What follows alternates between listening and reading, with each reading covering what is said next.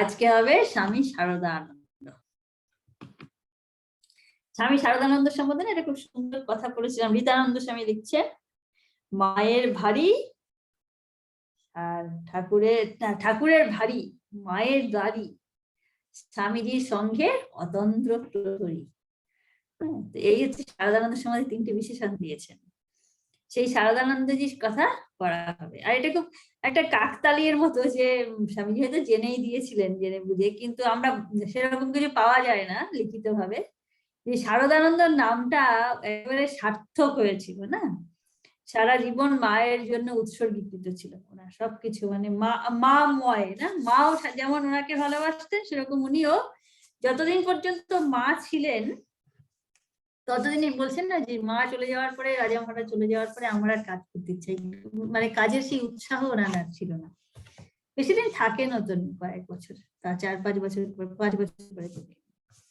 আচ্ছা, আজকে শারদানন্দ মহারাজের পড়া হবে। শরৎ মহারাজ মা খুব ভালোবাসতেন। মায়ের শুধু ভালোবাসতেন না, মায়ের সমস্ত ভার যিনি বহন করেছেন না, উনি যেমন ঠাকুরের ভারী তেমন মায়েরও ভারী। ঠাকুর সে একটা আছে না, যে ঠাকুর ওকে দেখেছিলেন ওর কোলে বসে তুই কতটা ভার সহ্য করতে পারিস, সেই মায়ের সমস্ত, এই মা একা না তো, মায়ের যে পুরো পরিবার, হ্যাঁ, পাগলি মামি, রাধু, কারুর শুধু ভার বহন করেছেন তাই না। দেখুন, পরিবারে একটা কেউ যদি নিজের লোক কিছু হয়, পাগল হয়, তো তাকে মানুষ বহন করে, হ্যাঁ, তার দায়িত্ব বহন করে, কিন্তু উনি না খুব সমর্যাদায় করেছেন, মানে তাদের মর্যাদা কোথাও এতটুকু ক্ষুণ্ণ করেননি। মায়ের ভাতৃবোধ, তার যে মর্যাদা প্রাপ্য সেটা সবসময় তাকে দেওয়া হয়েছে, তিনি পাগল হন আর যাই। এইটা হলো শরৎ মহারাজের। মানে এমন কোন একটা বিশেষ উক্তি পাওয়া যায় না যেখানে একটাও কোনো মানে একটা কোনো শব্দ সেখানে আসে যাতে উনি খুব বিরক্ত হচ্ছেন বা এই কি মা করছেন এদেরকে নিয়ে, এই ধরনের একটা কোনো কথা আমরা কোথাও পাই না শরৎ মহারাজের, যে উনি একটু বিব্রত এদের নিয়ে, কিচ্ছু না, একদম একটা অনুগত ভৃত্য যেমন ভাবে বহন করবে সেরকম মায়ের এবং মায়ের পুরো চারপাশে যত মাতৃকা বর্গ যারা ছিলেন, সব মেয়েদের যতজন, কি ভিতরের কি, মায়ের পরিবারের কি আর মায়ের কৃপাধন্য কি, সবাই, তাদের সবার ভার উনি বহন করতেন। একটা ওই অবনী মহারাজের বোধহয় আছে, ওগুলো আছে না, যে শরৎ মহারাজ শুধু যারা আসতো চারপাশে ওনার মায়ের কাছে যারা আসতেন সেসব মহিলাদের উনি, তারা যেটুকু পয়সা জমাতেন, বিধবা মহিলারা, বা তখনকার দিনে আয় তো করতো না, হয়তো কেউ কিছু দিয়েছেন সেটা একটু একটু জমিয়ে রেখেছে, তো সেইগুলো আবার পুটলি বেঁধে এনে শরৎ মহারাজের কাছে দেওয়া থাকতো। উনি আবার মাঝে মাঝে তার মধ্যে ইন্টারেস্ট দিতেন শরৎ মহারাজ। ওই ওই প্রত্যেকের ছোট অল্প অল্প যে টাকা শরৎ মহারাজ, মানে ব্যাংকের মতো আর কি, শরৎ মহারাজের কাছে রাখতো ওরা, ওটার মধ্যে শরৎ মহারাজ একটু একটু সুদ দিতেন মাঝে মাঝে। উনি ওই টাকা কিছু করতেন কাজকর্ম, তারপরে ওইটার মধ্যে আবার ওই সুদ সমেত ওদের দিতেন। তো এতটা লক্ষ্য রেখেছেন, এত এত ভালোবেসেছে নাকি মা এবং মেয়েরা, এদের সবার প্রতি শরৎ মহারাজের একটা খুবই উদার, খুবই করুণা মাখা একটা হৃদয় ছিল শরৎ মহারাজের। আজকে সেই শরৎ মহারাজের কথা পড়বো আমরা। শ্রী শ্রী ঠাকুরের তিরোধানের পর বহু বৎসর কাটিয়া গিয়েছে, ইতোমধ্যে খুব বেশি না হইলেও শ্রীমায়ের ভক্ত সংখ্যা বৃদ্ধি পাইয়াছে। তাহাদের অনেকেই জয়রামবাটি যাইতেন। 1314 সালের শেষে ডাক্তার জ্ঞানেন্দ্রনাথ কাঞ্জিলাল তথায় গিয়াছিলেন। যাইবার সময় 1314 মানে আমাদের 7 হবে, 1907 সালের শেষে ডাক্তার জ্ঞানেন্দ্রনাথ কাঞ্জিলাল তথায় গিয়াছিলেন। যাইবার সময় তিনি গ্রামের লোকেদের জন্য অনেকগুলি অত্যাবশ্যক ঔষধ লইয়া যান এবং তদ্বারা গ্রামবাসীদের সেবা করেন। তাহার নাম শুনিয়া তখন দূর দূরান্তর হইতে বহু লোক আসিত। শ্রীমা তাহা দেখিয়া সানন্দে বলিয়াছিলেন, আমার গুণী ছেলে এসেছে, লোক আসবে না? গ্রামের লোকেরা ডাক্তারকে বহুভাবে কৃতজ্ঞতা জানাইয়াছিল এবং তাহার কলকাতা প্রত্যাবর্তনকালে শ্রীমা নিজে গ্রামের বাহির পর্যন্ত তাহাকে আগাইয়া দিয়াছিলেন। জয়রামবাটিতে শ্রীমায়ের শরীর সেবার ভালো ছিল না, পায়ে বাত তো ছিলই। ডাক্তার কাঞ্জিলাল চলিয়া যাইবার কয়েকদিন পরে তাহার প্রবল জ্বর হয়। গায়ের উত্তাপ এত বাড়িয়াছিল যে নিকটাত্মীয়রা ভয় পাইয়াছিলেন। এক রাত্রে শোনা গেল তিনি বিকারের মুখে বলিতেছেন, যেতে হবে না। কেন? রাধির জন্য? আচ্ছা তাই। মনে হইল যেন শ্রী শ্রী ঠাকুরের সঙ্গে কথা হইতেছে। মা বিদায় চাহিতেছেন, কিন্তু ঠাকুর রাধুর জন্য তাহাকে থাকিতে বলিতেছেন।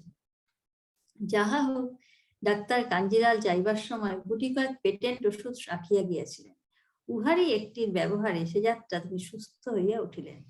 শ্রীমা দেশে থাকাকালে স্বামী শারদানন্দজি সর্বদা পত্র দ্বারা কিংবা লোক পাঠাইয়া তাহার খবর লইতেন এবং প্রয়োজন মতো অর্থ কিংবা ঔষধাদি পাঠাইতেন। শ্রীমাকে কলিকাতায় আনিবার জন্য তিনি আগ্রহ দেখাইতেন, কিন্তু তাহার ইচ্ছার বিরুদ্ধে কিছুই বলিতেন না। মানে এইটা হলো শরৎ মহারাজের বিশেষত্ব। যারা সেবা করে না, তাদের একটা খবরদারি করা স্বভাব হয়ে যায়, যেটা হৃদয় রামের হয়েছিল। ঠাকুরের হৃদয় দেখুন কত সেবা ঠাকুরের করেছেন। মানে ঠাকুর নিজে বলতেন না যে বাচ্চাকে যেমন করে সেরকম করে হৃদয় আমাকে নাওয়াতো। আছেন তো বৃন্দাবনে ছোট ছেলেকে যেমন করে নেওয়া তেমনি করে হৃদয় আমাকে নাওয়াতো। অত সেবা নিজের বাপ মাও করতে পারে না, এত এত করেছে। কিন্তু যে খবরদারি ছিল না, মানে আমি না থাকলে তোমার সাধুগিরি বেরিয়ে যেত, এসব কথা বলতেন তো। আর শরৎ মহারাজ তো কত সেবা করেছেন, কিন্তু তার একটা জায়গাতে মানে আমিটা মায়ের যেমন ঠাকুরের সেবা করে সেবা করার সময় আমি একেবারে বিলুপ্ত ছিল। আমি বলে কিছু ছিল না। শরৎ মহারাজের অতটা আমরা বুঝতে পারি না, অতটা প্রকাশিত ভাবে লেখা নেই অত কিছু, কিন্তু ওনার মধ্যেও সেই আমি আমি আমি আমি করছি আমি করছি আমি করছি এটা খুব কম আছে, তাই না? সেজন্য মায়ের ইচ্ছার বিরুদ্ধে কিছু বলতেন না। মা যদি বলেছেন আমি যাব, তাহলে উনি সব রকমের চেষ্টা করবেন, কিংবা বুঝিয়ে বলবেন যে এইরকম এইটা হলে ভালো ওইটা হলে ভালো। কিন্তু মা যদি কিছু একটা বলেন, উপর দিয়ে যাওয়া ওটা উনি কখনো করতেন না। সেজন্যই মা এত করে নির্ভর করতেন। মানে মায়ের স্বাধীনতাটা কখনো ক্ষুণ্ণ করতেন না। মায়ের স্বাধীনতা উনি ঠিক জানতেন যে মা যা বলেছেন, মা সাক্ষাৎ জগন্মাতা, তিনি যা বলেছেন তার উপরে আর কোনো কথা হতে পারে না। তার কথা তিনি নিজে অন্যের ভ্রান্তি, মায়া মানে তাই তো, মা নিজে মহামায়া, অন্যকে বিভ্রান্ত করতে পারেন, কিন্তু নিজে কখনো তিনি বিভ্রান্ত হন না। সেইটা দৃঢ় বিশ্বাস ছিল বলে উনি কখনো মায়ের কোনো কথারই উনি কোনোদিন এটা খণ্ডন করেননি। মা যেটা চেয়েছেন, মানে একটা এরকম না হলে ওরকম হলে ভালো, এটুকু বলা যেতে পারে, কিন্তু মা একটা কিছু চাইছেন, একটা কিছু বলছেন, তার উপর দিয়ে বলা, এটা কখনো করতেন না। ইচ্ছার বিরুদ্ধে মা যেটা ইচ্ছা করেছে সেটা করেছেন। এবারও অসুখের সংবাদ পাইয়া তিনি তাহাকে কলিকাতায় আগমনের জন্য পুনঃ অনুরোধ জানাইয়াছিলেন, কিন্তু মা আসেন নাই। মানে বারবার উনি চেয়েছিলেন মা কলকাতায় চলে আসেন, কিন্তু আসেননি। ইতোমধ্যে কলকাতায় একটা বড় পরিবর্তন হইয়া গিয়াছে। শ্রীমা কলিকাতায় আসিলে তাহাকে অনেক সময় ভক্তগৃহে উঠিতে হইত। তিনি অত্যন্ত সহনশীলা হইলেও তাহার ব্যক্তিগত স্বাধীনতাকে পরের বাড়িতে অনিবার্য কারণে খর্ব হইতে দেখিয়া শারদানন্দজি কষ্ট পাইতেন। মানে মাকে এত ভালোবাসেন তো, মায়ের একটু কোথাও কিছু অসুবিধা হলে, শরৎ মহারাজের নিজের কিন্তু অসুবিধা হচ্ছে না, এইগুলোই দেখান। মানে উনি তো সেবা করছেন, তো যে সেবা করছে সে এত একাত্ম হয়ে গেছে, এত মাকে ভালোবাসেন, ওনার নিজের কোনো অসুবিধা হচ্ছে না। মা একটা কার বাড়িতে ভাড়া আছেন, আর সেখানেও পরের বাড়িতে ভাড়া আছেন, কিন্তু ভাড়া দিয়ে আছেন, তো কিছুটা স্বাধীনতাও তার আছে, সবটাই পরাধীন নন।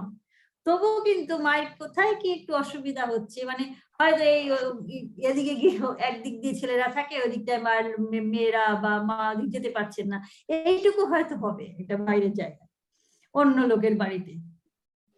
সেই যে স্বাধীনতাটা খর্ব হয়, মাকে এই সময় এইটা করতে হবে, ওই সময় ওইটা করতে হবে, এই সময় জল আসবে, থাকে না কত, তার মধ্যেই তোমাকে এটা করে নিতে হবে, এসব কত রকম থাকে একটা ভাড়া বাড়িতে। মানে যেটা আমার নিজের নয়, সেখানে অনেক রকম অ্যাডজাস্টমেন্ট করতে হয়, নিজেরও করতে হয়, অপরের বাড়িতে তো আরো করতে হয়। অত্যন্ত সহনশীলা হইলেও, মানে মা খুবই সহ্য করে নেন সবকিছু, তবুও কিন্তু অনেক ক্ষেত্রে মায়ের একটু স্বাধীনতা খর্ব হতো। মানে মা ইচ্ছে মতন, মায়ের যেটা তখন ইচ্ছে হয়েছে সেটা সবসময় করতে পারতেন না। এই যে মায়ের একটু কষ্ট, এটা শরৎ মহারাজের ভালো লাগতো না। শরৎ মহারাজের কষ্ট হতো, শরৎ মহারাজের শুধু ভালো লাগতো না, তার কষ্ট হতো। এবং এই অবস্থাটার তিনি একটা পরিবর্তন করলেন না, ওই যে লীলা প্রসঙ্গ লিখে যে টাকা এসেছিল তাই দিয়েই তো কত কত মানে কত রকমের মায়ের জন্য চেষ্টা করেছে শরৎ মহারাজ, মাকে একটু সুখ দেবার, একটু শান্তি দেবার। অধিকন্তু ইদানিং শ্রীমায়ের সঙ্গে তাহার আত্মীয় স্বজন ভক্ত মহিলা 2-4 জন প্রায়ই থাকিতে, যেটা বলছিলাম আর কি। অন্য যারা থাকতো, শুধু তো মা একা না, মা মানে অনেকজন মেয়েরা সেখানে থাকছে, তো তাদের সবারই সুবিধা হতে হবে। তো গৃহস্থের পক্ষে এত লোকের সুব্যবস্থা করা কঠিন, ব্যয়সাধ্য। মানে গৃহস্থ যার বাড়িতে উনি ভাড়া থাকছেন, কোনো লোকের বাড়িতে তো থাকছেন, তো এতগুলো লোকের জন্য তো অনেক রকমের ব্যবস্থা থাকবে। এতগুলো লোকের বসার জায়গা, এতগুলো লোকের সবকিছু থাকা খাওয়া অনেক কিছু আছে না, একটা মানুষের কত রকম লাগে, জলের ব্যবস্থা সব থাকে, সেগুলো করা কঠিন, ব্যয়সাধ্য। মানে যে ভাড়াটা দিচ্ছে তাতে হয়তো সবসময় কুলাচ্ছে না গৃহস্থ, সেজন্য আরো বাড়তে থাকবে। ভাড়া বাড়িতে সেবিকাদি সহ বাসের ব্যবস্থা করা স্বামী শারদানন্দ প্রমুখ সন্ন্যাসীর পক্ষে বড় সহজ ছিল না। মানে বারবার করে মা একবার চলে যাচ্ছেন, তখন ভাড়া বাড়িটা তো ছেড়ে দিচ্ছে ওরা, আবার এসে আরেকটা বাড়ি ভাড়া, আবার যখন আসেন আরেকটা বাড়ি ভাড়া করে, সেজন্য বারবার বাড়ি ভাড়া পাওয়াটাও মুশকিল হয়ে যায়। ঠিক সময় মা যখনই আসতে যাচ্ছেন তখনই একটা বাড়ি ভাড়া করতে হবে, এরকম একটা অসুবিধা হয়ে যাচ্ছিল। আবার সময় মতো উপযুক্ত বাড়ি পাওয়া যাইত না, পাইলেও উহা প্রায় গঙ্গা হইতে দূরে থাকায় শ্রীমায়ের গঙ্গা স্নানের অসুবিধা হইত। এতদ ব্যতীত উদ্বোধন পত্রের পরিচালনার জন্য এবং ওই কার্যে নিযুক্ত সাধুদের বসবাসের জন্য বাড়ির প্রয়োজন ছিল। এইসব কথা ভাবিয়া শারদানন্দজি এক গুরু দায়িত্ব স্কন্ধে লইতে উদ্যত হইলেন। তিনি বাগবাজার অঞ্চলে মায়ের জন্য একটা পাকা বাড়ি নির্মাণ করিলেন। এই শুরু হলো এখনকার উদ্বোধন বাটির যে সূচনা। শ্রীযুক্ত কেদারচন্দ্র দাস মহাশয় ঠাকুরবাটি নির্মাণের জন্য বাগবাজারে গোপাল নিয়োগী লেনে 3 কাঠা 4/6 জমি 1906 খ্রিস্টাব্দের 18 জুলাই বেলুর মঠকে দান করেন। প্রথমে উহাতে উদ্বোধনের জন্য একখানি খোলার ঘর করার প্রস্তাব হয়, কিন্তু শারদানন্দজি ছোট পাকা বাড়ির পক্ষপাতী ছিলেন। মানে খোলার ঘর ওনার পছন্দ নেই, ছোট হোক কিন্তু পাকা বাড়ি হবে মায়ের জন্য। বাড়ি করার পুঁজির মধ্যে তাহার হাতে ছিল তখন স্বামীজির পুস্তক বিক্রয় হইতে সঞ্চিত 2700 টাকা। হিসাব করিয়া দেখা গেল উহা ভিত্তি নির্মাণই নিঃশেষিত হইবে। তথাপি তিনি ঋণ করিয়া বাড়ি শেষ করার আশায় ওই জন্য উদ্যোগ করিতে লাগিলেন। ইহাতে অনেক আপত্তি উঠিল। মানে ঋণ তো এমনিতে রামকৃষ্ণ মিশন আর সারদা মিশন না, মানে ঋণ নিয়ে কোনো কিছু করে না, করতে নেই আর কি। কেন ওটা শোধ দেবে কে? যে নিয়েছে সে হয়তো চলে যাবে, কোথায় থাকবে তার ঠিক নেই, পরে কে ওই ঋণ শোধ করবে? সাধারণত ওই জন্যই নেয় না ঋণটা। আর তারপরে ওই ঋণ শোধ করতে ভক্তদের টাকাতেই তো, এমনি এমনি তো হয় না কিছু, ভক্তদের টাকাতেই ওই ঋণ শোধ করতে হবে, তো সেজন্য ওইটা নেয় না ঋণটা। ঋণ নিয়ে কিছু করে না, এমনি যেটা টাকা ওঠে সেটা দিয়ে করে। কিন্তু শরৎ মহারাজ এরকম একটা চান্স নিলেন আর কি, যেহেতু মায়ের জন্য। শরৎ মহারাজও কিন্তু অন্য কখনো এরকম ঋণ করেননি, হ্যাঁ মায়ের জন্যই ঋণ করেছেন। মায়ের একটু সুবিধার জন্য উনি সব রকমের নিয়ম ছুঁড়ে ফেলে দিয়েছেন আর কি, আর কিছু না, শুধু মায়ের যাতে কোনো কষ্ট না হয়, প্রথম এইটা, তারপরে আর সবকিছু। কেননা মায়েরই মঠ, মাই মঠের সব। সেই মায়ের যদি অসুবিধা হয় তাহলে মঠের নিয়মাদি ভেঙে দিতে ওর আর কোনো অসুবিধে নেই। মায়ের অসুবিধা একটু যদি না হয়, সেজন্য যা কিছু উনি করতে পারতেন। আপত্তি সব অগ্রাহ্য করেছেন, যা আপত্তি উঠেছিল সব অগ্রাহ্য করে মায়ের তিনি 5700 টাকা ঋণ নিয়েছেন। তখনকার দিনে 5700 টাকা।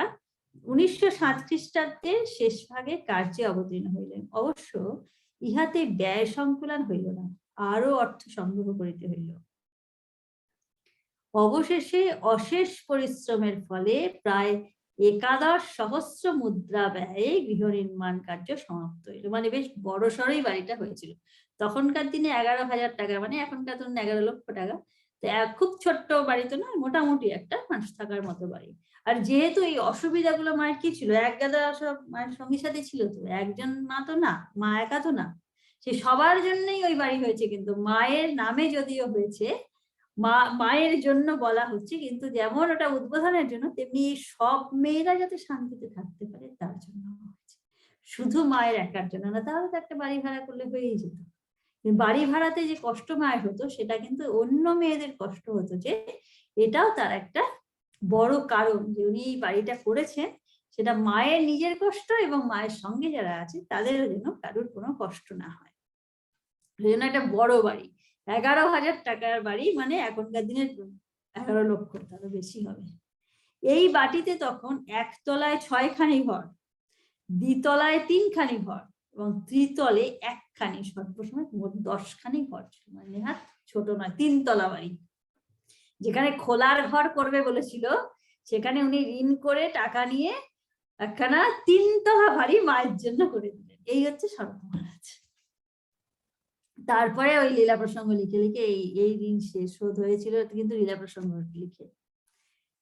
এই বাটিতে তখন, আচ্ছা, এই বাটিতে তখন একতলায় 6খানি, দ্বিতলে 3খানি এবং ত্রিতলে 1খানি। মানে একতলায় 6খানি হচ্ছে সাধুরা আর উদ্বোধনের অফিস, আর 3তলায়, দোতলাতে মা থাকতেন। নিচের ঘরগুলি উদ্বোধনের জন্য, উপরের গুলি শ্রীমায়ের ও তাহার সঙ্গিনীদের জন্য নির্ধারিত ছিল। শ্রীমা তখনও জয়রামবাটিতে ছিলেন। বাটি প্রস্তুত হইয়াছে সংবাদ পাইয়াও তিনি তখনই আসিতে চাহিলেন না। 1315, এগুলো না মায়ের, মানে মায়ের চরিত্রের না একটা অদ্ভুত দিক আছে। দেখুন, এই মানুষটা জয়রামবাটিতে ভাইদের কাছে থাকতো, তো জয়রামবাটিতে ভাইদের ঘরে থাকতেন মা, তখনও মায়ের এই নতুন বাড়িটা তো হয়নি। তারপরে যখন কলকাতায় আসছেন, তখন একবার এই বাড়িতে ভাড়া করে, একবার ও বাড়িতে ভাড়া করে, একবার এখানে রাখে, একবার ওখানে রাখে, যখন যেখানে সুবিধা সেখানে রাখে।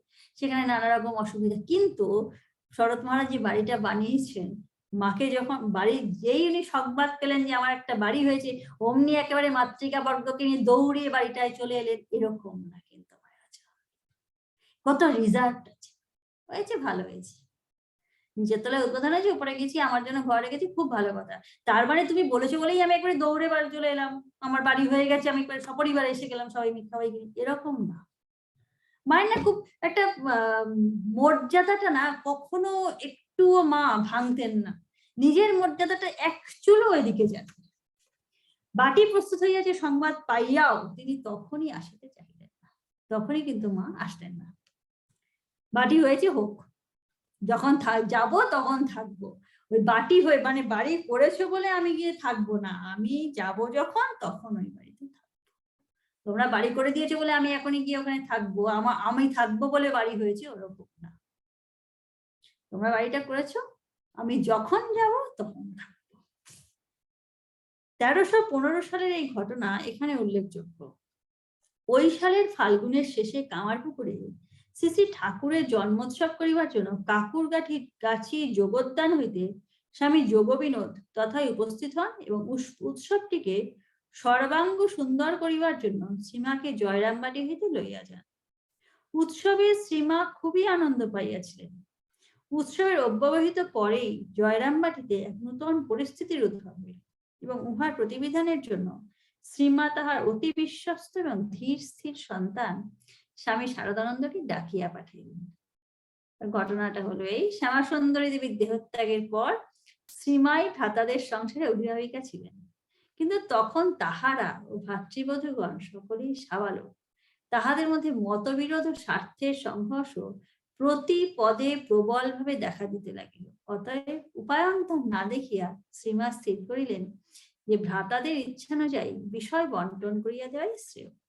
ইহাতে মধ্যস্থতা করিবার জন্য শারদানন্দজির তথায় যাওয়া আবশ্যক।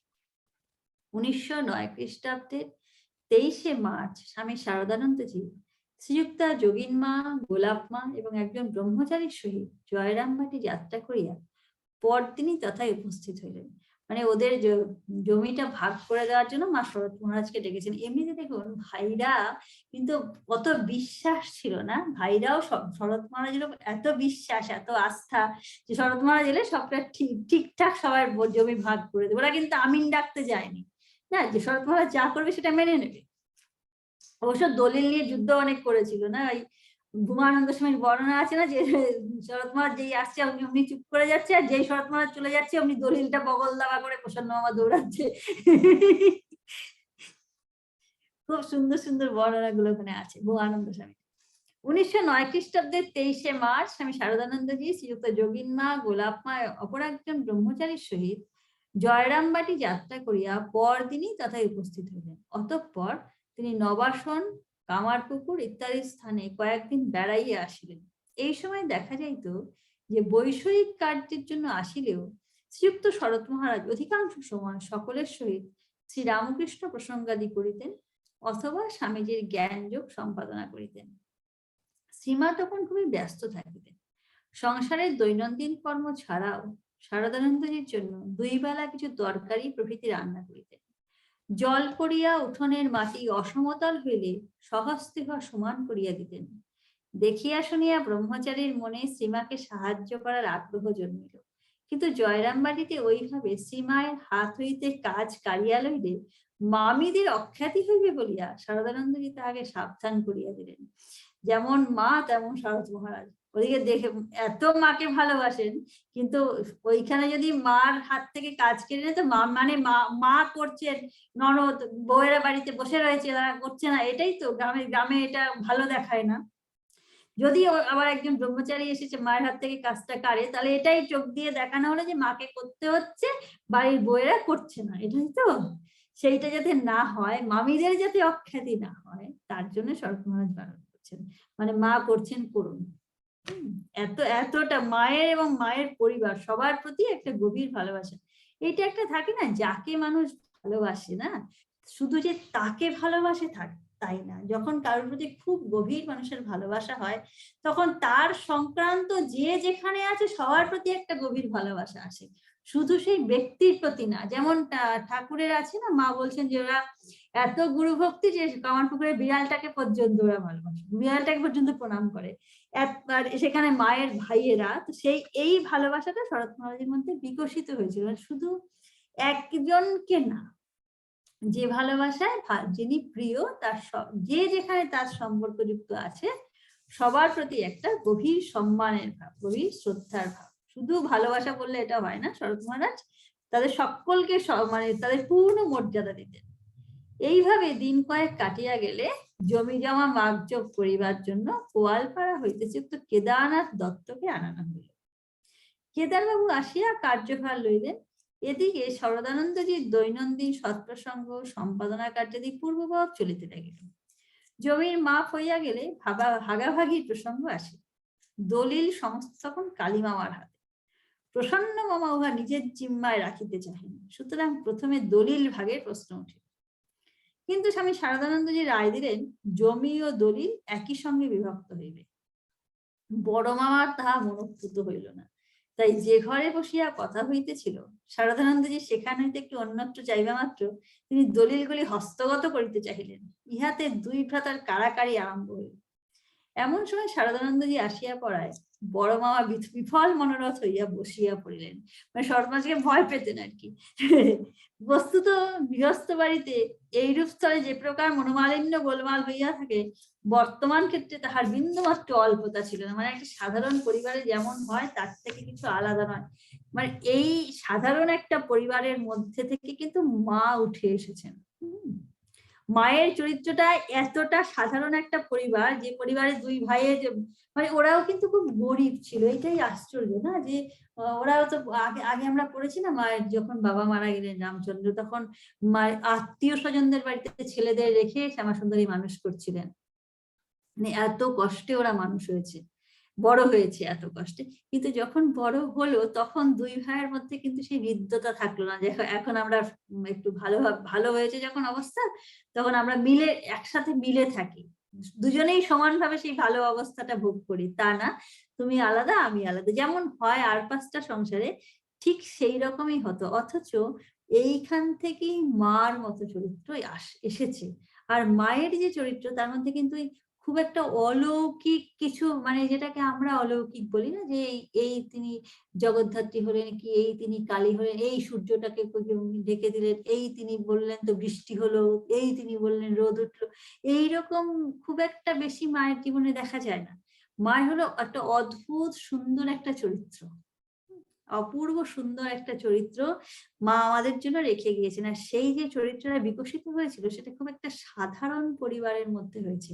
তার মানে তো এইটাই দাঁড়ায় না যে একটা সাধারণ পরিবার যারা সাধারণ অবস্থায় যারা আমরা আছি, অতি সাধারণ একটা সংসারের মধ্যে, তারা সবাই কিন্তু এইরকম একটা বিরাট সম্ভাবনাময়ই থাকে। সেখান থেকে হতে পারে না তা না। মায়ের মতো অতটা যদি নাও হয়, মা সাক্ষাৎ জগন্মাতা, তিনি না হয় অনেক বড়, কিন্তু আর ৫টা মেয়েও হতে পারে। এটা হলো কথা। হ্যাঁ? যেটা মা করেছেন, আর ৫ জন মেয়ের পক্ষেও সেটা সম্ভব। একটা সাধারণ পরিবারের থেকে তো মা এসেছেন। মহারাজ ওই বলছেন না যে স মানে আমাদের এই যেটা, আমাদের তো দেখছো পান থেকে চুন খসলে আমরা চোটে আগুন হই। মাকে দেখো, তার ভাইয়েরা কি কাণ্ডই করছেন। অথচ তিনি যেমন তেমনটিই আছেন, ধীর স্থির। মানে ওই একটা অতি সাধারণ পরিবার থেকে মায়ের মতো একটা বিরাট চরিত্র যদি উঠতে পারে, তাহলে এই যারা একটু এর থেকে অন্যরকম মানসিকতার মধ্যে যারা আছে, যে পরিবারে এতটা সম্পত্তি নিয়ে আজকাল তো সম্পত্তি ভাগাভাগির বেশি প্রশ্নই ওঠে না, বোধহয় একজনই তো থাকে সম্পত্তির উত্তরাধিকারী, সেক্ষেত্রে ভাগাভাগি বেশি থাকেই না। তো সেক্ষেত্রে সেরকম অবস্থায় অনেক বেশি সহজ না মায়ের মধ্যে একটা চরিত্র হয়ে ওঠা। যদি মায়ের পথটা ঠিক ফলো করা যায়, অনুসরণ করা যায়, তো এতটা না হলেও, মা না হলেও তাকে কিন্তু অনুসরণ করা সম্ভব। তার মতন তার ভাবটা নিয়ে এগিয়ে যাওয়া সম্ভব। তাই সেই সম্ভব বলেই মা ওই জীবনটা দেখিয়ে গেছে। যদি একেবারে অসম্ভব হতো, তাহলে মা এরকম একটা সাধারণ পরিবারের মধ্যে এসে দেখাতেন না। তাহলে মা এমন একটা পরিবারে যেতেন যেটা একটা অসাধারণ পরিবারের মধ্যে অসাধারণ ব্যক্তিত্ব হয়ে প্রকাশ পেতেন। সেটা তো মা করেননি। মা একটা অতি সাধারণ পরিবারের মধ্যেই এসেছেন। তো এত সাধারণ পরিবারের মধ্যে আসার কারণ এটাই যে একেবারে সাধারণ পরিবারের থেকেও এইরকম ভাবে বিকাশ হয়, এতটা চারিত্রিক বিকাশ সম্ভব। আর সেটা হয় বাইরের থেকে কিছু না, নিজের মধ্য থেকেই এই সৌন্দর্যের বিকাশ সম্ভব। নিজের মধ্য থেকেই এই পূর্ণ যে মানবিকতার বিকাশ, একটা পূর্ণ মনুষ্যত্বের বিকাশ, এটা সম্ভব। মায়ের এই স্থিতপ্রজ্ঞত্ব আছে। তথাপি দেখা গেল শরদানন্দজি সবসময় সুমেরুবৎ অচল রহিয়াছেন। মানে ভাইয়েরা যেমন যুদ্ধ করছে, শরৎ মহারাজ ওখানে বিষয় ভাগ করতে এসছেন, তো মা যেমন শান্ত হয়ে আছেন, শরৎ মহারাজও সেই রকমই শান্ত হয়ে আছেন।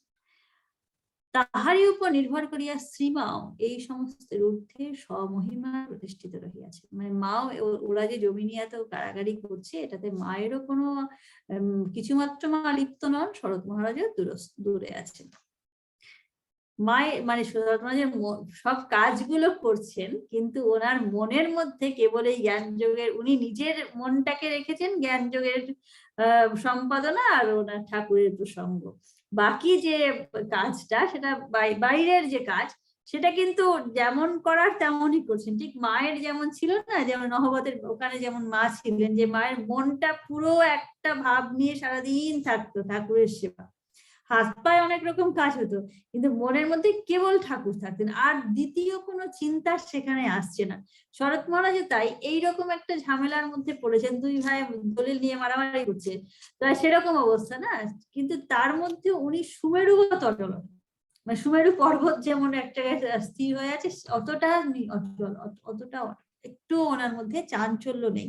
ওনার মন কোথায় আছে, যে বারবার বলছেন এখানে মহারাজ, যে উনি নিজে কি করছেন, উনি নিজে করছেন ওই এক জ্ঞান যোগের সম্পাদনা, শ্রীরামকৃষ্ণ প্রসঙ্গাদি।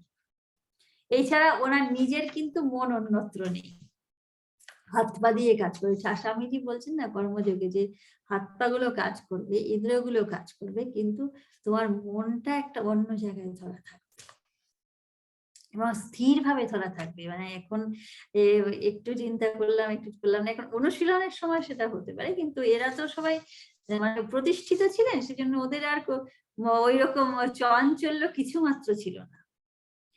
ভাগ বাটোয়ারার ব্যবস্থা শেষ হইয়া যথাকালে সালিসি দলিল লিখা হইল। সালিস ছিলেন স্বামী শারদানন্দ, তাজপুরে শ্রীযুক্ত শারদা প্রসাদ চট্টোপাধ্যায় এবং জিপটা শ্রীযুক্ত শম্ভুচন্দ্র রায়। শারদাবাবু মামাদের দ্বারা শ্রীমাকে জিজ্ঞাসা করিয়া পাঠাইলেন তিনি কোন ঘরে থাকিতে চাহেন। শ্রীমা উত্তর দেওয়াইলেন, ইঁদুরে গর্ত করে, সাপ সেই গর্তে বাস করে। মানে আমার নিজের কিছু চাই না। সারদাবাবু পুনর্বার বলিয়া পাঠাইলেন, জমি জমা বাড়িঘর সবই ভাগ হইয়া যাইতেছে। এরূপ ক্ষেত্রে তাহার জন্য কোনো বাড়ি নির্দিষ্ট না থাকিলে তিনি জয়রামবাটিতে কি রূপে থাকিবেন? এবারেও শ্রীমা উত্তর দিলেন, দুদিন প্রসন্নের ঘরে, দুদিন কালীর ঘরে থাকবো। আর প্রশ্ন না করিয়া সারদাবাবু মায়ের ব্যবহৃত গৃহখানি প্রসন্ন মামার ভাগে ফেলিয়া দিলেন। দেখুন, সারদাবাবু বারবার জিজ্ঞাসা করছেন, ভাইয়েরা কিন্তু বলছে না একবার না, এইগুলো লক্ষ্য করার। মাঝে বললেন আমার কিছু চাই না, এটার একটা কারণ কিন্তু এইটাও।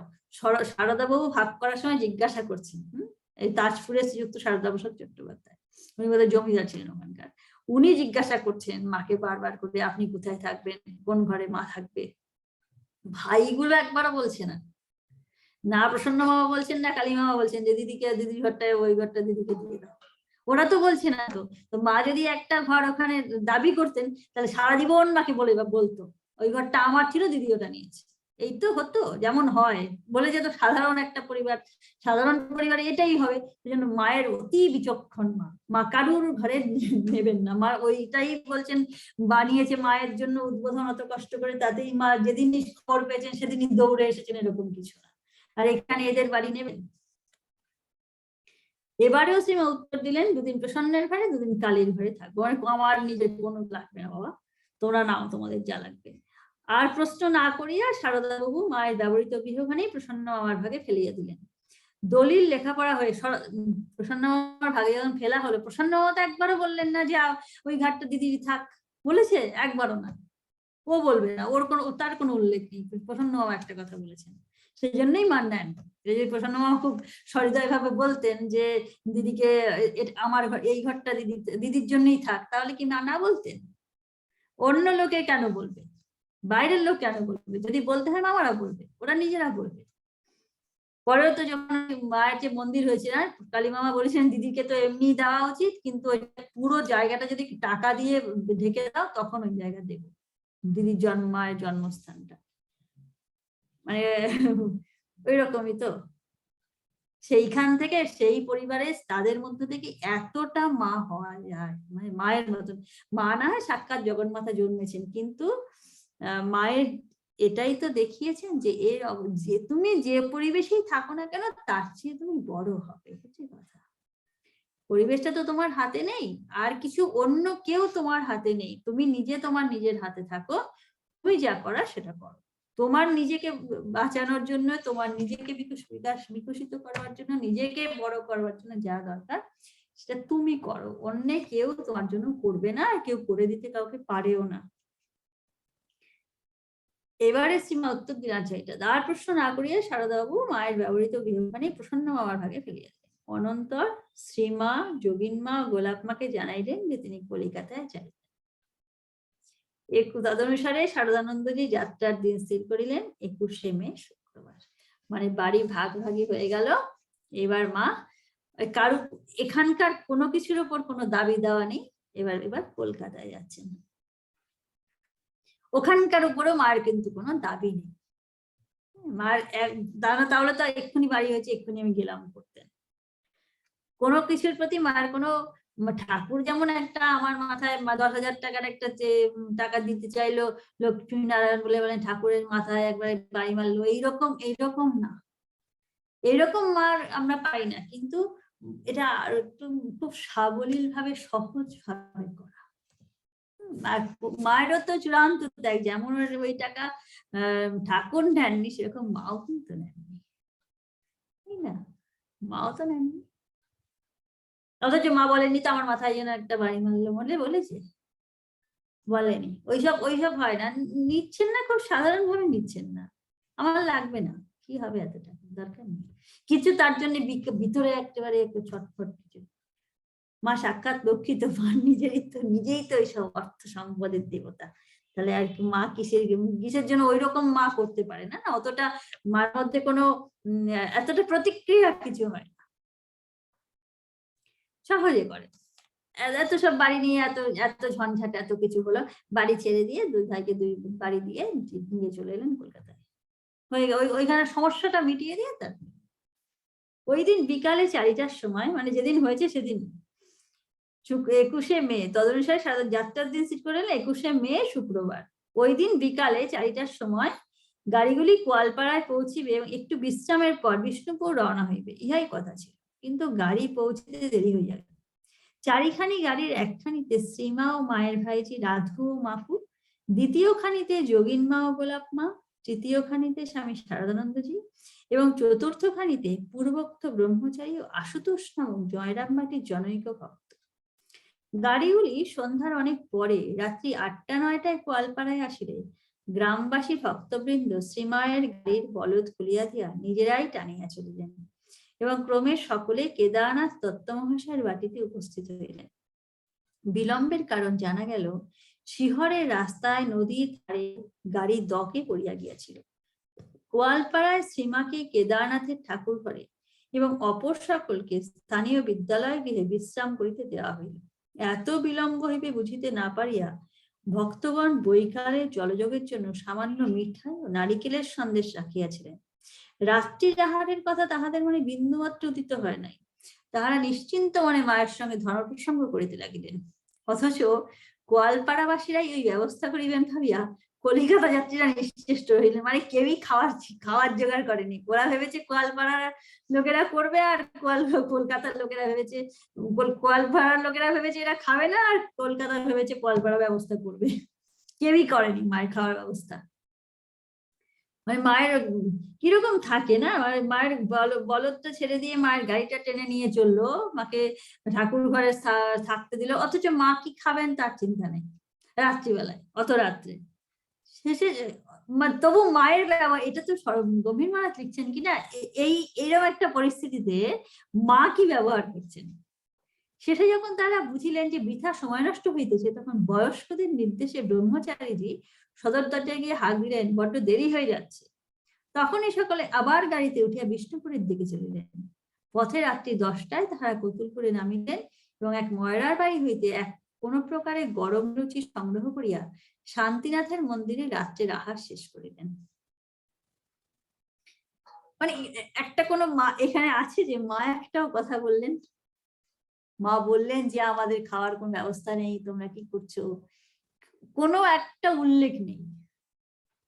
এত মানে একটা অদ্ভুত ধরনের না, এতটা বোধহয় এক মর্যাদা পুরুষোত্তমই আছে, আর এই আমাদের মা আছেন, এতটা আত্মমর্যাদা। একবারও ওরা যেহেতু ব্যবস্থা করেনি ঠিক আছে। আর ওই আমাদের তো তোমরা আমার জন্য ব্যবস্থা করলে না কেন, এইটা হাত পাতে নাই। যত রাত্রি হোক, যত সঙ্গে লোক থাক, যা কিছু হোক, হ্যাঁ, অথচ মায়ের জন্যই কিন্তু ওরা এসেছে, মাকে কত সম্মান করছে। মা একবার বললেই হয়তো সব হয়ে যেত ব্যবস্থা, যত রাত্রি হোক করতো, যাই হোক করতো, কিন্তু মা একবারও করলেন না। গোয়ালপাড়ায় ভক্তদের এই অজ্ঞতাপ্রসূত অসৌজন্য সকলেই ভুলিয়া গিয়াছিলেন। কেবল শ্রীযুক্তা গোলাপ মা দীর্ঘকাল পরেও অত রাত্রে ঠকঠকে নারকলের সন্দেশ বলিয়া গোয়ালপাড়ার ভক্তদিগকে খোঁটা দিতেন। পরদিন সন্ধ্যার পর বিষ্ণুপুরে পৌঁছিয়া তাহারা রাত্রের ট্রেনে কলকাতা যাত্রা করিলেন। মানে আর কেউই ওটা মনে রাখেনি যে ওরা রাত্রিবেলা কিছু খেতে দেয়নি। ওরা বিকেলের জন্য করেছিল তো মিঠাই আর নারকেলের সন্দেশ, সেটাই রাত্রেবেলা আমাকে দিয়েছে অত রাত্রে, সেটা আর কেউ মনে রাখেনি। গোলাপ মা ঠিক খেয়াল ছিল।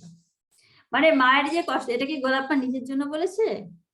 গোলাপ মাও নিজের জন্য বলেননি, তার দরকার ছিল না ওইটা যে ওর সবাইকে এরকম করেছে, বিশেষ করে মায়ের জন্য, সেজন্য।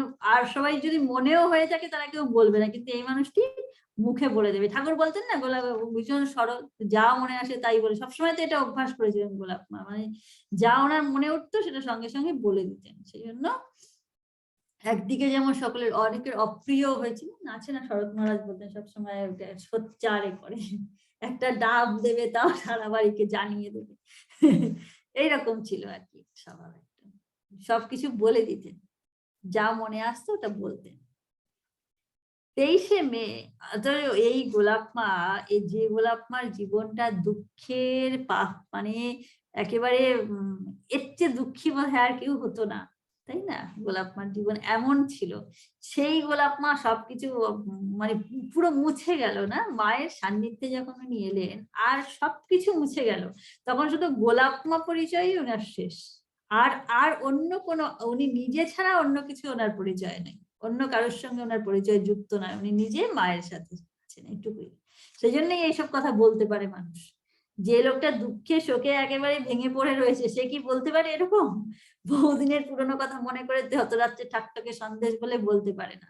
যার আর কিছু নেই পিছুটান, ওই এইটাই যার জগৎ। মার কি সেবা হলো, মার কি হলো, কোথায় কি খেলো, কোথায় কি করলো, এই মা, এইটাই যার জগৎ, তার পক্ষে অতদিন পরে মনে করে পড়ে ঠিক সময় ঠিক কথাটা বলা সম্ভব না। গোয়ালপাড়া ভক্তদের দেখলেই ওইটা ওনার মনে পড়ছে। তার মানে গোয়ালপাড়াটাই ওনার মনে আছে, মানে মার সঙ্গে সঙ্গে কোথায় কোথায় ছিলেন এইটাই ওনার স্মৃতিতে বেশি আছে। ওনার আর বেশি কেন, আর কোনো কিছু নেই ওনার মধ্যে, তাই না? সবটাই মাকে কেন্দ্র করে কোথায় কি হয়েছিল এটা সবসময় ওনার মনের মধ্যে করে উজ্জ্বল হয়ে আছে। এই জন্য গোয়ালপাড়ার লোক দেখলেই উনি খোঁটা দিচ্ছেন। মাকে ওরা কষ্ট দিয়েছিল, তো মায়ের সঙ্গে অসৌজন্য করে দেখিয়েছিল, মানে ওদের চিন্তাতেই আসেনি। মায়ের সঙ্গে বসে ভক্ত ধর্ম প্রসঙ্গ করছে অত রাত্রিবেলা, মা কি খাবেন সেদিকে বুঝনি। সেটা কি গোলাপ মা সহ্য করবেন? কি শ্রীযুক্তা গোলাপ মা দীর্ঘকাল পরেও অত রাত্রে ঠকঠকে নারকলের সন্দেশ বলিয়া গোয়ালপাড়ার ভক্তদিগকে খোঁটা দিতেন। পরদিন সন্ধ্যার পর বিষ্ণুপুরে পৌঁছিয়া তাহারা রাত্রের ট্রেনে কলিকাতা যাত্রা করিলেন। তারপর 21শে মে প্রথম শুরু হলো আর কি। তারপরে 23শে মে রবিবার সকালে উদ্বোধন বাটিতে শ্রীমায়ের প্রথম শুভ পদার্পণ হইল। 1909 খ্রিস্টাব্দ 9 জ্যৈষ্ঠ 1316, ইংরেজি 23শে মে। শ্রীমাকে তাহার স্বগৃহে এবং স্বকক্ষে অধিষ্ঠিতা দেখিয়া মাতৃবৎসল শ্রীমৎ শারদানন্দজি নিজের সকল শ্রম সার্থক বোধ করিলেন। এই বাটির অবস্থান তেমন মনোরম না হইলেও অনেক বিষয়ে শ্রীমায়ের অনুকূল ছিল। মানে যদিও খুব আশপাশটা তোমার একটু বস্তি বস্তি এলাকাটা ছিল, তো হয়তো সবটা মায়ের সুবিধা মতো ছিল না, তবু মায়ের নিজের জায়গা তো। সম্মুখের ভূমিতে তখন কোনো কুটির ছিল না। উহা তখন উন্মুক্ত মাঠ, মধ্যে মধ্যে গৃহপালিত পশু বিচরণ করিত মাত্র। অদূরে ভাগীরথী, ছাদে উঠিলেই গঙ্গা দর্শন হয়। উত্তরে সুদূরে দৃষ্টিপাত করিলে দেবদারু প্রভৃতি উচ্চ বৃক্ষের শীর্ষ নয়নপথে পতিত হয়। মানে খোলা আকাশ দেখা যায়, খোলা আকাশ দেখা যায়, গঙ্গা দেখা যায়। বাড়ি দেখিয়া ভক্তজননী উৎফুল্ল হৃদয়ে শারদানন্দজিকে অজস্র আশীর্বাদ করিলেন। বাড়ির দ্বিতলে ঠাকুর ঘরে বেদির উপর ঠাকুরকে বসানো হইয়াছে। ভগিনী নিবেদিতা সহস্তে বেদির জন্য সুন্দর রেশমি চন্দ্রাতপ করিয়া দিয়েছেন। পার্শ্বস্থ কক্ষে শ্রীমায়ের জন্য একখানি নূতন খাট, রাধুর জন্য তাহারই পাশে পুরাতন পালঙ্ক পাতা হইয়াছে। শ্রীমা ব্যবস্থা দেখিয়া বলিলেন, ঠাকুরকে ছেড়ে আমার থাকা চলে না, থাকা উচিত নয়। তখন ওই খাট এবং পালঙ্ক ঠাকুর ঘরে লইয়া যাওয়া হইল। প্রথম রাত্রি ওইভাবেই কাটিল। পরদিন শ্রীমা বলিলেন যে তাহার খাটে শুইতে অস্বস্তি বোধ হয়, কারণ তিনি রাধুকে ছাড়িয়া শুইতে পারেন না, রাধু তাহাকে ছাড়িয়া থাকিতে পারে না। কাজেই শারদানন্দজি শ্রীমায়ের অভিপ্রায় অনুসারে পূর্বোক্ত একই পালঙ্কে উভয়ের শয়নের ব্যবস্থা করাইলেন। খাট অন্যত্র অপসৃত হইল। এই রূপে ছোট বড় প্রতি কার্যে শারদানন্দজি আপনাকে মায়ের ভৃত্য জানিয়া তদনুরূপ আচরণ করিতে লাগিলেন। শ্রীমায়ের প্রতি পূজ্যপাদ স্বামী শারদানন্দজির অপূর্ব ভক্তির এবং শারদানন্দজির প্রতি শ্রীমায়ের অনুপম স্নেহের কিঞ্চিত পরিচয় না দিলে ইহাদের অলৌকিক সম্বন্ধে সমুচিত ধারণা হইবে না বলিয়া আমরা এখানে কয়েকটি ঘটনার উল্লেখ করিলাম। ঘটনাগুলি সময় নির্দেশ বর্তমান উদ্দেশ্যের পক্ষে অবান্তর আর উহা সহজসাধ্য নহে। সুতরাং সম্ভব স্থলে সময়ের আভাসপত্র দিয়াই আমরা ঘটনাগুলি লিখিয়া যাই। মানে ইতিহাসের মতো সাল তারিখ ছাড়া ঘটনাগুলো দিচ্ছেন। শারদানন্দজি মহারাজ 1920 খ্রিস্টাব্দের প্রারম্ভে কাশীধামে আছেন। এমন সময় শ্রীমায়ের দেশ হইতে কলিকাতায় যাইবার কথা উঠিলে তিনি বলিয়াছিলেন, শরৎ কলকাতায় না থাকলে আমার সেখানে যাওয়ার কথা উঠতেই পারে না। কার কাছে যাব? আমি সেখানে আছি, আর শরৎ যদি বলে মা কয়েকদিন অন্যত্র যাচ্ছি, তাহলে আমি বলবো একটু থামো বাবা, আমি আগে এখান থেকে পা বাড়াই, তারপর তুমি যাবে। মানে সব ব্যাপারে মা নির্ভর করতেন ওনার উপর, উনি না থাকলে মা থাকতেন। যেমন এদিকে গোলাপ পান উপরও নির্ভর করতেন খুব, গোলাপ ছাড়া আমার কোথাও যাওয়া চলে না, সেরকম শরৎ মহারাজের উপর খুব নির্ভর করতেন। খুব নির্ভর করতেন কেন, পুরোটাই শরৎ মহারাজের উপর নির্ভর করতেন, যোগীন মহারাজের পরে শরৎ মহারাজ। শরৎ ছাড়া আমার সখী কে পাবে। আর একবার তিনি বলিয়াছিলেন, শরৎ যে কদিন আছে সে কদিন আমার ওখানে থাকা চলবে, তারপর আমার বোঝা নিতে পারে এমন কে আছে দেখি না। শরৎই সর্বপ্রকারে পারে, শরৎ হচ্ছে আমার ভারী। শ্রোতা মাকে প্রশ্ন করিলেন, মহারাজ পারেন না? মা উত্তর দিলেন, না, রাখালের সে ভাব নয়, ঝঞ্ঝাট পোয়াতে পারে না, মনে মনে পারে কি কাউকে দিয়ে করাতে পারে, রাখালের ভাবই আলাদা। প্রশ্ন হইল, বাবুরাম মহারাজ? মা বলিলেন, না, সেও পারে না। মঠ চালাচ্ছেন যে, তা হোক, মেয়ে মানুষের ঝঞ্ঝাট দূর থেকে খবর নিতে পারে। আর একদিন বলিলেন, আমার ঝক্কি পোয়ানো বড় শক্ত মা, শরৎ ছাড়া আমার ভার কেউ নিতে পারবে না। রাঁচির ভক্ত জয়রামবাড়িতে উপস্থিত হইয়া শ্রীমাকে বলিলেন, আপনাকে কিছুদিনের জন্য নিয়ে যেতে এসেছি, বাড়ি ভাড়া ইত্যাদি সব ঠিক করেছি। শ্রীমা জিজ্ঞাসা করিলেন, শরৎ জানে? ভক্ত বলিলেন, না। মা জবাব দিলেন, তবে আমার যাওয়া হতে পারে না। এটা না মানে ইচ্ছে করে কেমন, যেহেতু শরৎ মহারাজ মাকে এত ভালোবাসেন, তো শরৎ মহারাজ সব মায়ের জন্য যা কিছু ব্যবস্থা করে সে সবসময় শরৎ মহারাজ সবকিছু করছেন, তাই জন্য তাকে কত মর্যাদা দিচ্ছেন মা। শুধু যে ঝক্কি অন্য কেউ পোয়াতে পারবে না বলে তার জন্য না, কিন্তু যে শরৎ সব রকম ব্যবস্থা যখন শরৎ করছে, তখন ওকে না জানি মানে ওনার একটা অভিভাবকত্ব মেনে নিচ্ছেন আর কি মা। শরৎ মনের অভিভাবকের মতন, শুধু মানে মা শরৎ মহারাজ ভাবছেন আমি মায়ের ভৃত্য, আর মা ভাবছেন শরৎ আমার অভিভাবক। না, সব রকমে শরৎ মহারাজকে না বলে মা কিছু করছে না, যা কিছু ওনার করার, যা কিছু বলার, শরৎ না শরৎ জানে, ভক্ত বললেন না, তবে আমার যাওয়া হতে পারে না। মানে ওনাকে না জানিয়ে হয় না, ওনাকে উনি জানবেন, তবে উনি যদি হ্যাঁ বলেন তখন যাবেন, আর ওরা বলবেন মা, শরৎ মহারাজ বলেন মা যদি হ্যাঁ বলেন তখন যাবেন। দুজনের মধ্যে কত সুন্দর একটা সম্পর্ক। মানে কিছু না, এটা হলো পরস্পরকে একটা পুরো মর্যাদা দেওয়া। যেহেতু ওই মানুষ পুরো দায়িত্ব নিয়েছে না, যে পুরো দায়িত্বটা নেয় তাকে তার কোনো অসুবিধা করতে নেই। মা যদি নিজের ইচ্ছা মতো চলতে চাইতেন, একেবারে ইচ্ছা, শরৎ মহারাজ কিছু জানবেন না, মা যেখানে ইচ্ছা যা ইচ্ছা করবেন, তাহলে শরৎ মহারাজের পক্ষে যুক্তি ঝঞ্ঝাট পোহাটা মুশকিল হতো, তাই না? শরৎ মহারাজ জানবেন মা কোথায় কি করছেন কি না করছেন, সব উনিও জানবেন। উনি যেমন নিজে সবটার দায়িত্ব নিচ্ছেন, তেমন সবটা উনি জানবেন। মানে পরস্পরের ব্যবহার, শরৎ মহারাজ আর মা, আর দিকে ঠাকুর আর হৃদয় কত আলাদা আছে না। হৃদয় কিন্তু সব রকমের ঝঞ্ঝাটটা নিয়েছে, সব রকমের ঠাকুরের করেছেন, যখন ঠাকুর সাধনকালে না হৃদয় সব রকমের সেবা হৃদয়রাম করেছেন না, তবুও কিন্তু এইরকম মা শরৎ মহারাজের মতো সম্পর্কটা দাঁড়ায়নি, যেহেতু ভিতরে একটা প্রবল আমি থাকে। যে সেবা করছে তার একটা প্রবল আমি এসে গেছিল না, ওনার ওই যে ওই রামকৃষ্ণ চলো তুমি আর আমি এক, আমরা দুজনে চলো দেশ উদ্ধার করি, মানে এই যে ওনার একটা ভাব এসেছিল, আমিও পারি, আমি না হলে তোমার সাধুগিরি বেরিয়ে যেত, এইসব যে ভাবগুলো ছিল না। তারপর একটা খুব সুন্দর গল্প আছে না, ঘটনা, ওই দুটো ফুলকপি নিয়ে এসেছে রামদত্ত, আর তখন হৃদয়রামকে দেখে মানে ভয়, রামদত্তের মতো লোক ভয় লাগে, ও এমন চিৎকার করবে, আছে না বর্ণনাগুলো। অথচ শরৎ মহারাজকে দেখুন, উনিও কিন্তু মায়ের প্রাণ ঢালা সেবা করছেন, অথচ নিজেকে সম্পূর্ণ বিলুপ্ত করে দিয়ে। এই মাঝখানে যদি আমি করছি, আমি একটা প্রবল অহংকার এসে যায়, সে যেখানে মানে সাক্ষাৎ ভগবানের সংসর্গে যখন আমি আছি, তখনও যদি এরকম অহংকার আসে, তাহলে কিন্তু ভগবানও সেটা বাঁচাতে পারছেন না। না মানে আমি বাঁচাতে পারছি না, মানে আমি নিজেকে আলাদা করে নিচ্ছি, যেটা আমরা করে থাকি সাধারণত, যে স্বভাবত আমরা শুদ্ধ মুক্ত আছি, অথচ আমি একটা আমি চাপিয়েছি, তো এর উপরে আমি তাই নিজের উপর হাজার আবরণ দিয়েছি। এই আবরণগুলো দিয়েছি বলে আমি সত্যিকারের যে সত্যকার আমার যে সত্তা তাকে আমি আর খুঁজেই পাচ্ছি না।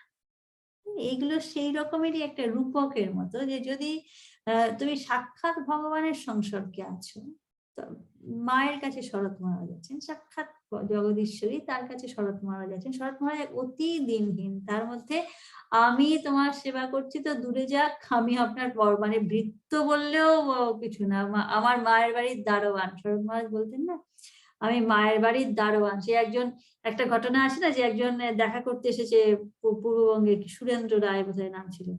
ও এসে ঢুকতে যাচ্ছে ওপরে, শরৎ মহারাজ বাধা দিলেন। তো উনি একটা ধাক্কা দিয়ে শরৎ মহারাজকে সরিয়ে দিয়ে, মা কি আপনার একলা বলে উঠে চলে গেলেন। তখন যখন নেমে আসছে, তখন শরৎ মহারাজ ঠিক ওখানেই দাঁড়িয়ে আছেন। তো ওনার তখন খুব খারাপ লেগেছে, নেমে ওনাকে প্রণাম করতে গেছেন যে আমার খুব অন্যায় হয়েছে। তো উনি জড়িয়ে ধরে বললেন, মার কাছে এরকম ভাবিতে যেতে হবে, এইরকমই তো চাই, এতটা টান চাই। হ্যাঁ, মানে এই এই যে ওকে ধাক্কা দিল বলে, শরৎ মহারাজকে ধাক্কা দিয়েছিল, শরৎ মহারাজ কিছুমাত্র রাগ নেই, উল্টো আরো প্রশংসা করছে। এই যে নিজেকে লুপ্ত করে দেওয়া, এরকম যখনই আমার আমিত্বটা সরে যায়, তখনই তো আমি ভগবানকে উপলব্ধি করতে পারবো, তখনই আমি বুঝতে পারবো না আমার যত আমি প্রবল থাকবে, তত আমি ভগবান আমার ভিতরেই আছেন। ঠাকুর আর হৃদয় তো তখন হয় দুটো আলাদা দেহ। আমাদের প্রত্যেকেরই ভিতরে তো সাক্ষাৎ ভগবান আছেন, সাক্ষাৎ ঈশ্বর, সাক্ষাৎ চৈতন্য আমার মধ্যেই আছেন, তবুও বুঝতে পারছি না। মানে কাছাকাছি থাকা তো দূরে যাক, একেবারে ভিতরেও যদি থাকে, আমি যত যদি প্রবল থাকে না, সেক্ষেত্রে তাও বুঝতে, মানে আমার নিজের মধ্যে যে ঈশ্বর আছেন সেটাও আমি বুঝতে পারি না, যেহেতু আমার আমি প্রবল। তাই যদি দেহ দুটো আলাদা হয়, তখন আমি প্রবল থাকলে তো কিছুই বুঝতে পারবে না, যেটা হৃদয়রামের হয়েছিল। এত এত যার সেবা করেছে, এত ঠাকুরের সেবা করার পরেও না, ঠাকুরের যিনি গুরু ভৈরবী ব্রাহ্মণী, তাকে বলছে না, তুমি কেমন শীতলার ঘরে মনসা শোয় আমি দেখবো। ভৈরবীকে শুধু তাই না, ভৈরবীকে আঘাত করলো, ওনার কান দিয়ে, কানের কাছে রক্ত কেটে গিয়ে রক্ত পড়ছে। এইরকম হৃদয়ের আমি ব্যবহার হয়ে গেছে। এটা শরৎ মহারাজের ক্ষেত্রে ভাবা যায়, যে মা যাকে ভালোবাসেন, মা যদি ভালোবাসেন তো মা যদি কাউকে গুরু বলেছেন, তাকে শরৎ মহারাজ কি চোখে দেখবেন।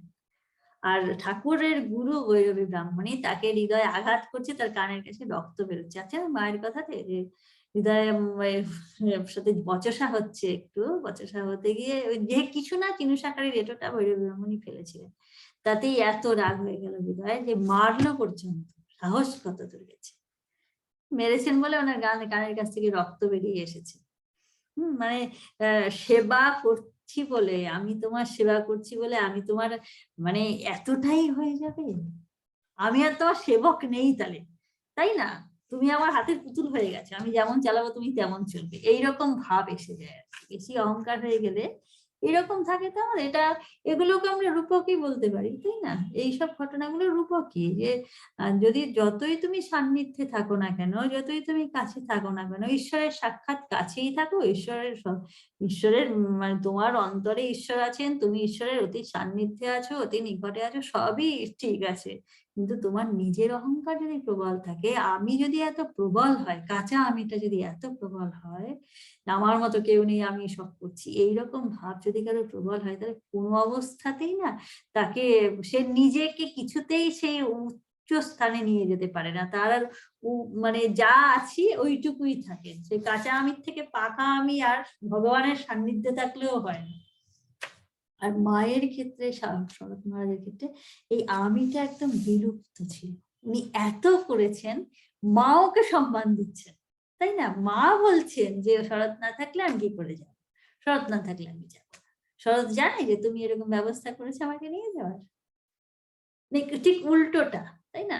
ও হৃদয়রাম হলে তো অন্যরকম হতো, আমাকে না বলে তুমি কেন ব্যবস্থা করেছো, এটা হতো। এখানে উল্টো হয়, মা বলছেন শরৎ জানে তো যে তুমি ব্যবস্থা করেছো, শরৎকে বলেছো।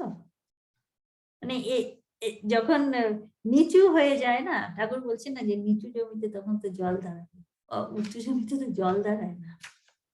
সেই জন্য প্রথম ওইটাই, তুমি যা কাজই করছো, যে কাজটা তুমি যাই করো, তোমার ভাবটা হলো আসল, তুমি কি ভাব নিয়ে করছো। হ্যাঁ, শরৎ মহারাজ মায়ের কাজ করেছেন আর হৃদয়রাম ঠাকুরের সেবা ওই রকম ভাবে করেছে, প্রাণ ঢালা সেবা করেছে।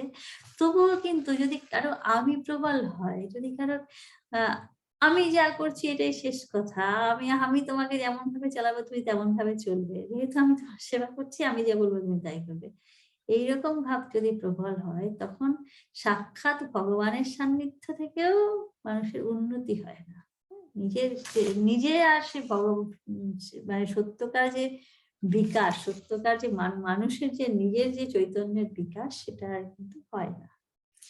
সেই জন্য ওইটা একটা দিক ঠাকুরের হৃদয়রাম, আর এটা হলো আরেকটা দিক মা শরৎ মহারাজ মাকে কিভাবে সেবা করছে শরৎ মহারাজ। শরৎ মহারাজ কাছ থেকে এইটা শেখার, একজন ভৃত্য কিরকম থাকে, একজন সেবক সে কিরকম থাকে। সবসময় মা যা বলেছেন তাই, মায়ের কথার উপরে কিছু নেই, অথচ মা বলছেন তোমরা ওকে বলে।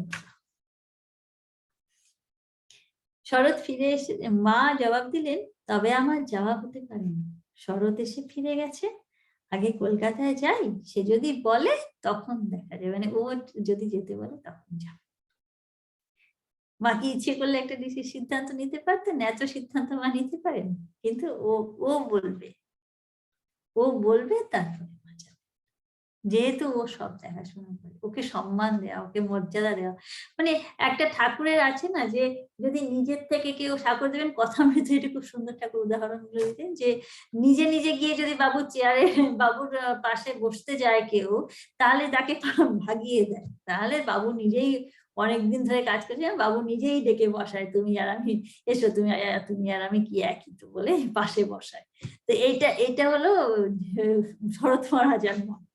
নিজে নিজে যদি কেউ গিয়ে বাবুর সাথে একসঙ্গে বসতে যায় তখন তাকে ভালো। মা তাহাতে উত্তর দিলেন, আচ্ছা। ভক্ত আবার বলিলেন, মা আমরা যেসব জোগাড় করেছি। মা তাহাতে উত্তর দিলেন, তোমরা আগে না জানিয়ে জোগাড় করলে কেন? ভক্ত চলিয়া গেলে মা বললেন, দেখো ওরা মনে করে আমাকে নিয়ে যাওয়া খুব সোজা, ওরা কেবল হুজুক করতেই জানে। আর একবার তারা ঢাকাতে কাগজ ছাপিয়ে দিলেন আমি নাকি সেখানে যাব, অথচ আমি কিছুই জানি না। 2-4 দিন সবাই করতে পারে, আমার ভার নেওয়া কি সহজ? শরৎ ছাড়া কেউ ভার নিতে পারে এমন তো দেখিনি। সে আমার বাসুকি, সহস্র ফনা ধরে কত কাজ করছে, যেখানে জল পড়ে সেখানেই ছাতা থাকে। শ্রী সুরেন্দ্রনাথ মজুমদার একদিন তাহার ভ্রাতা সৌরীন্দ্রনাথকে লইয়া দীক্ষার জন্য শ্রীমায়ের নিকট উপস্থিত হইলেন।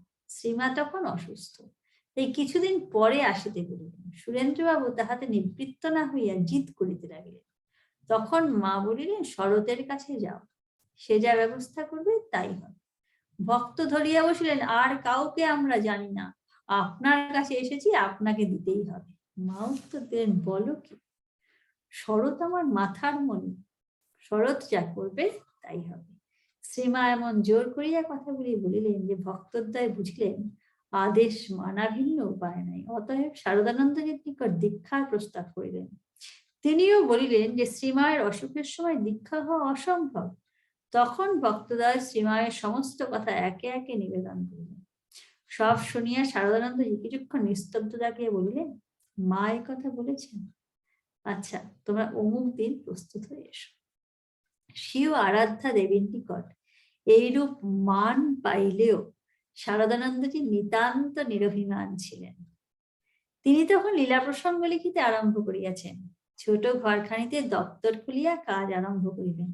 এমন সময় জনৈক ভক্ত আসিয়া ভূমিষ্ঠ প্রণাম করিলেন।